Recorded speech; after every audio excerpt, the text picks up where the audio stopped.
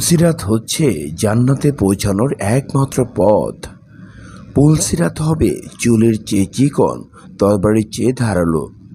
পুলসিরাতের রাস্তায় কোনো আলো থাকবে না। যার যার আমলের আলো দিয়ে সে পথ অতিক্রম করবে। দুনিয়ার আমলই হবে পুলসিরাতের রাস্তায় পার হওয়ার আলো। অর্থাৎ মানুষ সেই আমলের অনুযায়ী তারা সেরকম নূর বা আলো পাবে। সেই নূর বা আলোর দ্বারা তারা পথ অতিক্রম করবে। তারা একজন এক এক রকমভাবে পুলসিরাত পার হবে। কেউ চোখের পলকের ন্যায় পার হয়ে যাবে, কেউ প্রবল বাতাসের মতো দৌড়ে পার হবে, কেউ বিদ্যুতের গতির মতো পার হবে, কেউ পাখির মতো পার হবে, কেউ ঘোড়ার মতো পার হবে, কেউ দৌড়ে ছুটে চলো মানুষের মতো পার হবে, আবার কেউ পথচারীর মতো পায়ে হেঁটে হেঁটে পার হবে।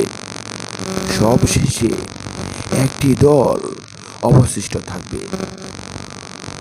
তাদের পার হতে বললে তারা পুলসিরাতের উপর পা রাখবে, কিন্তু তাদের পা কাঁপতে শুরু করবে। তখন তারা হাঁটু গেড়ে বসে পারবে।